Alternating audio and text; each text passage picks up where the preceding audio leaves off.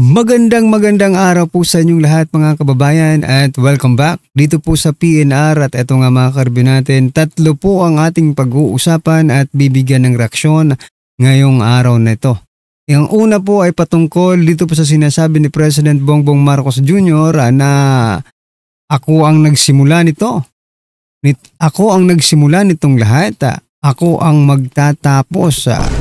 Ayan na, sabi po yan ni President Bongbong Marcos Jr. At ang pangalawa po natin pag-uusapan itong si DBM, former secretary ng DBM na si Amina Pangandaman, mga kababayan, ay nilaglag si President Bongbong Marcos Jr. at tila umamin na ang lahat ng ito ay may kinalaman talaga ang presidente. Ayan na, pangalawa po natin pag-uusapan yan mga kababayan at ang pangatlo. Nako po, itong si Sir Ted Filon, mga kababayan, sumabog sa galit. Nako po kasi papalapit na sa tanggapan ng presidente, no? Oo nga, ipapalapit na po sa tanggapan ng presidente ang mga ebidensya, ang mga sangkot, di ba? Ayan mga kababayan, patungkol po riyan ng ating alamin at bibigyan ng reaksyon ngayong araw na ito. Pero bago pong lahat mga kababayan, sa mga hindi pa po nakapag-subscribe sa ating munting channel ay pa-subscribe naman po at palike na rin po ng video ito.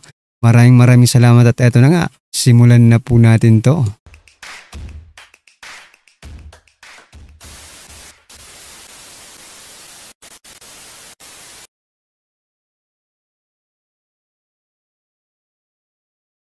So yan mga kababayan, simulan po natin rito kay President Bongbong Marcos Jr. Sabi niya po kasi, ako ang nagsimula nitong lahat.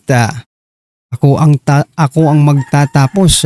Ayan, President Bongbong Marcos Jr. Nagbunga na ang resulta, ang mga pasensya nyo.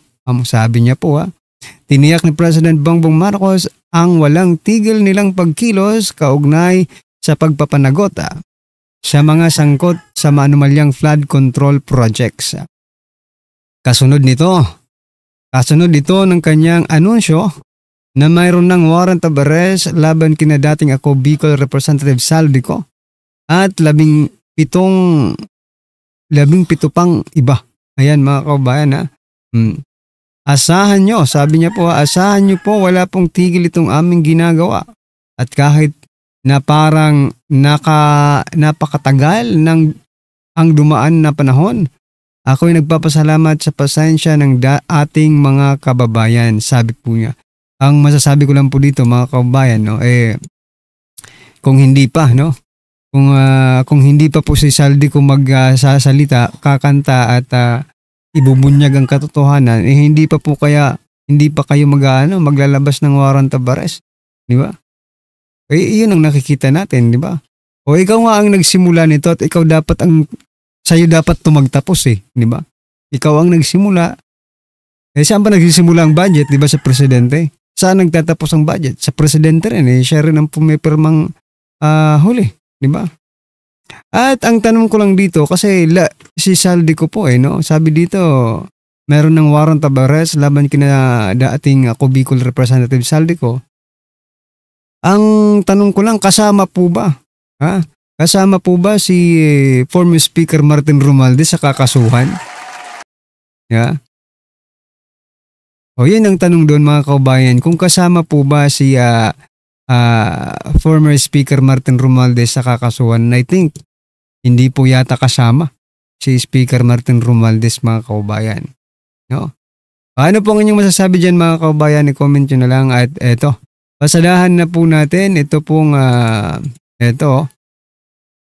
patungkol po ito kay Mina Pangandaman, no? Andito po si Professor Malutikia, mga kababayan. Ito pakinggan nga po natin at bigyan po natin ng reaksyon. Sabi po kasi dito, sa wakas, heto na, kapapasok lang, breaking news just now. Hala, nilaglag na. Ito pakinggan po natin to. Bigyan natin ng reaction opinion ang post ni Professor Malutikia. Isinare lang ni Professor Tikia ang post ni Adolfo Mortera. Pero, basahin ko ang title. Bakit ang pahayag ni former Secretary Pangandaman ay lalong nagpapatibay na ang Pangulo ay may primary responsibility by Attorney Arnedo Valera. So, mayroong magandang paliwanag ni Attorney Arnedo Valera, isang PhilAm lawyer na nakabase sa US. Excuse me. Sinasabi na yung mga pahayag ng dating budget secretary, hindi niya siguro sinasadya, kaya lang, idinidiin niya ang Pangulo.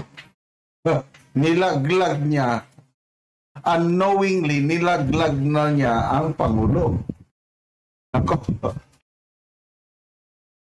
Baka kaya tinanggal mga kababayan si former secretary ng DBM na si Amina Pangandaman, di ba?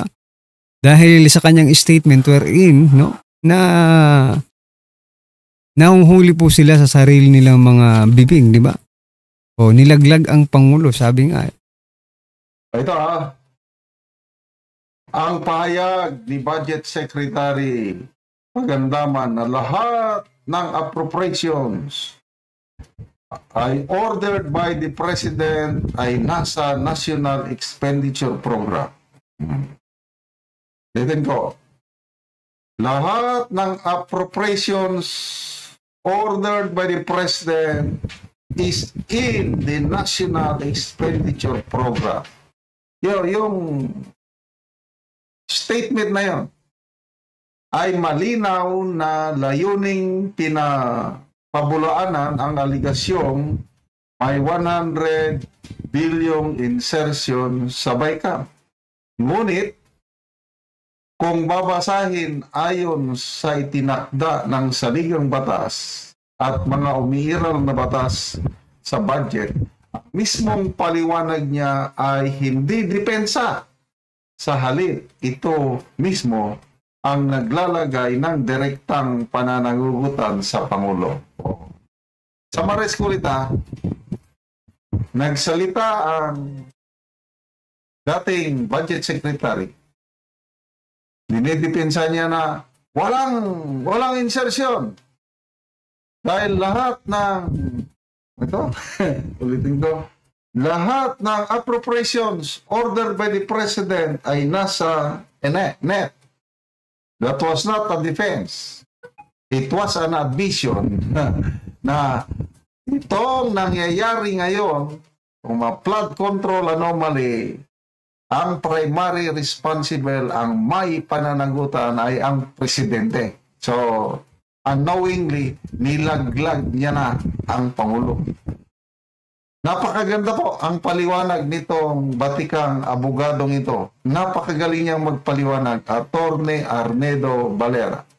Isa sang lawyer sa Amerika ng isang pangunahin niyang tinutulungan niya ang mga kababayan nating Pilipino na may mga problema sa immigration. Basta, ang daming problema sa immigration. Siya po ang tumutulong. Talagang napakabait, saludo ko sa abogadong ito. Ito ang paliwanag.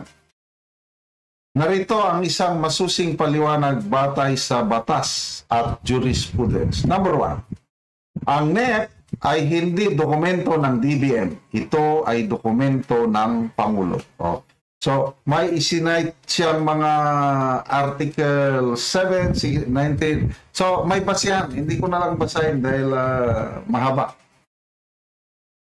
Kaya, nang sabihin ni Pangandaman na lahat ng appropriations ay ordered by the President, malinaw na, number 1, ang pinag-uusapang proyekto ay mula sa utos ng Pangulo. Itong mga ghost projects, substandard projects, utos yan ng Pangulo kasi nasa NEP eh. Number 2, ang DBM ay pagpatupad lamang. At number 3, ang NEP mismo ang pinagmulan ng mga proyektong iniimbestigahan sa Senado. Nako. Galing. Hindi ito pang-absuelto. Ito ay pag-aamin ng pinagmulan.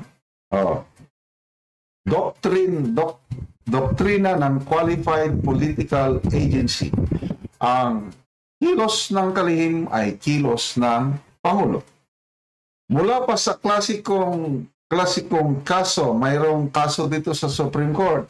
Villena versus Secretary of Interior, Carpio versus Executive Secretary, 1939, 1942. Ito, mga jurisprudence ng Supreme Court. Ipinayag ng Korte Suprema na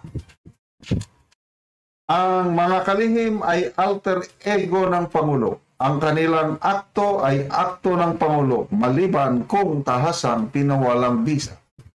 Sa pagdepensa ni Pangandaman sa NEP at pag-angkin na ito ay ordered by the President, automatic na, number 1, na ikabit niya ang buong responsibilidad sa Pangulo.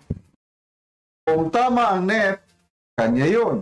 Kung mali, kanya pa rin yun. Dahil ang batas ay hindi pumapayag na piliing aminin lamang ang mga akto kung pabor at itanggi kapag may kontrobersya. Next, public fiscal law. Ang budget ay responsibilidad ng Pangulo, hindi ng BICAM. So, may mga isinite na naman dito Number 4, ang pahayag ni Pangandaman ay umaayon pa sa testimonya ni Saldico at iba pa. Pero, sa mga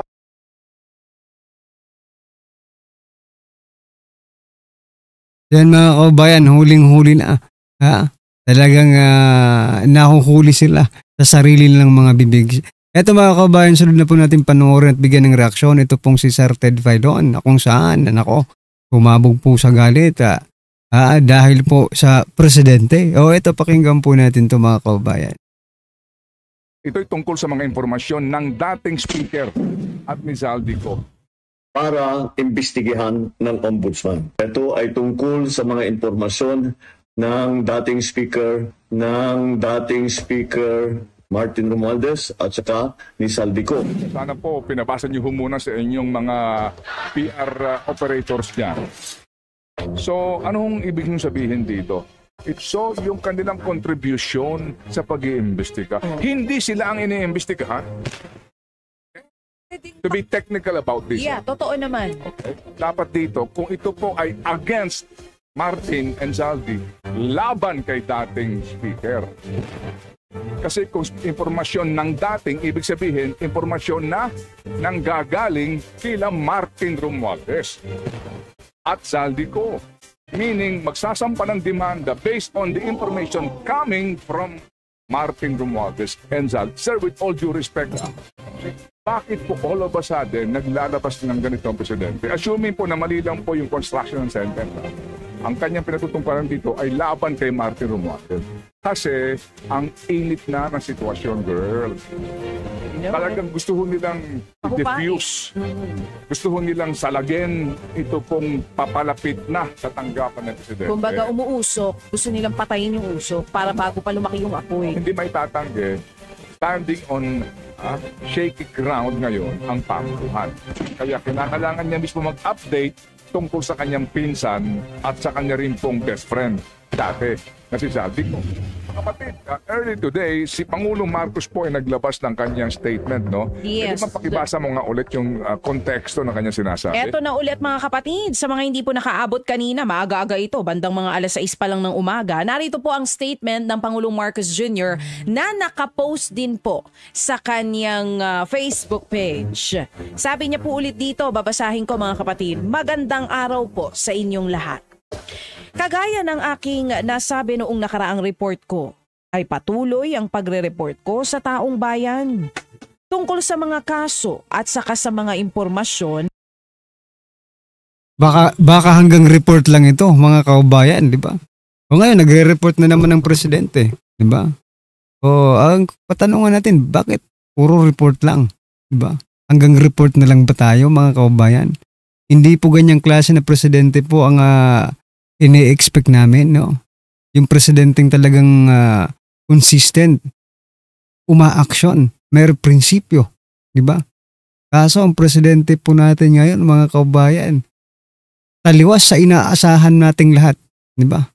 Yun lang problema. Na nakukuha natin tungkol sa mga flood control project na hindi maganda.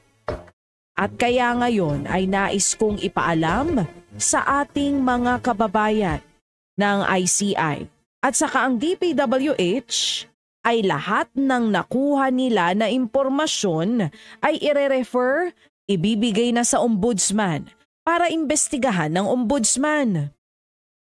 Ito ay tungkol sa mga impormasyon ng dating Speaker Martin Romualdez at saka ni Zaldico.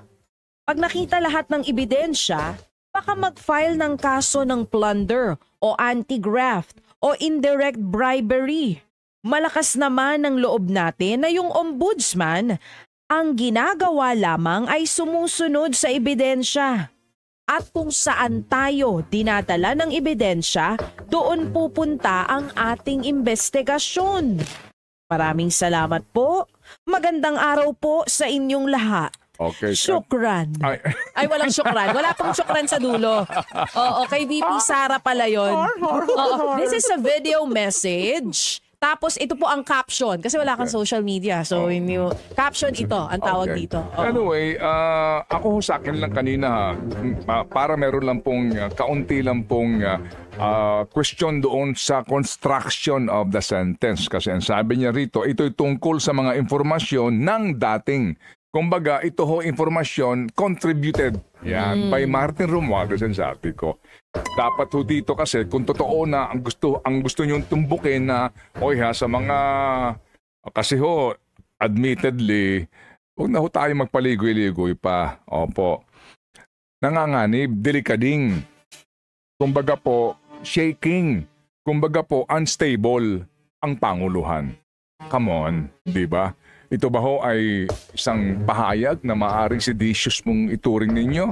With all due respect, karapatan po natin ito sa ating pong opinion at pamamahayag. Bakit? The fact na lang, di ba? Ayoko na pong ubusin pang ating oras dyan. But basically po, hindi may tatanggi, standing on shaky ground ngayon ang Panguluhan. Kaya kinakailangan niya mismo mag-update tungkol sa kanyang pinsan at sa kanya rin pong best friend dati na si Zaldico. Yes, alright? Tama. Okay. Pero kung ang sinasabi niya ang tinutumbok ng pananagutan si Martin, may kulang na word rito. Okay? Ano? Ang kulang dito ay laban. Yun.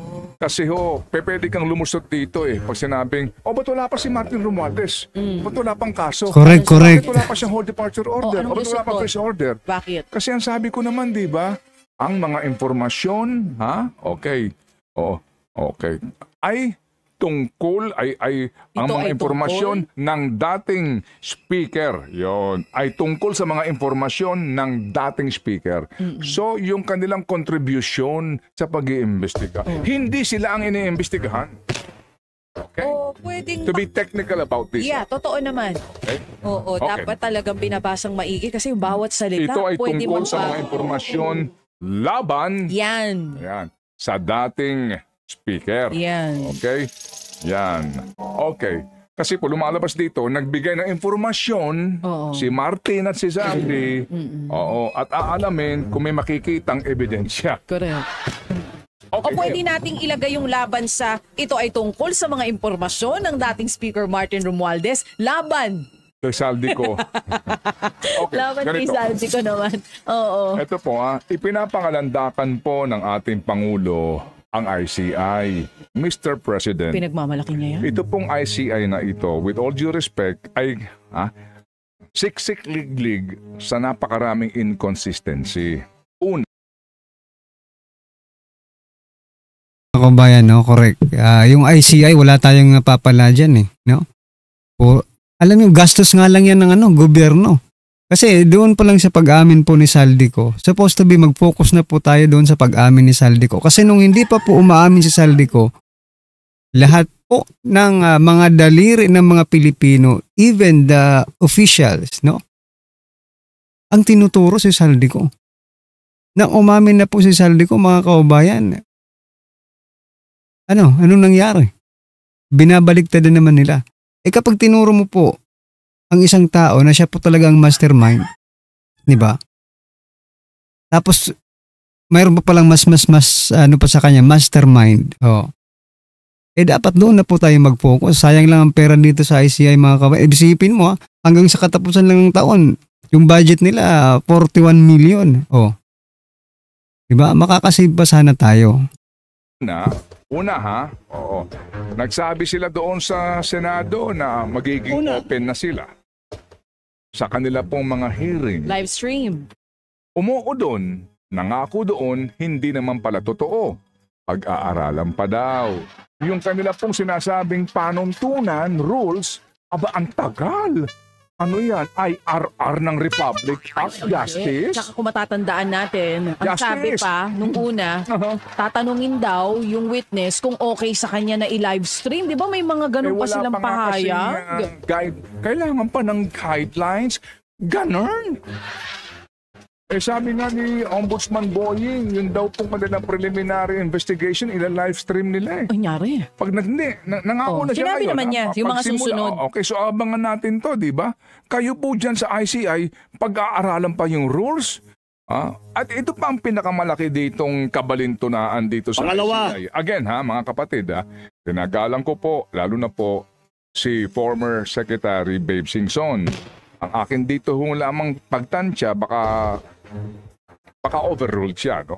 Sa kanyang gustong gawin. Kasi, itong ICI na ito, sino ba ang pagkakaalam ninyo, pagkakatandaan ninyo, na naimbitahan na po nila, na hindi natin napanood, ang kanila pong pagtatanong o hearing. Sino?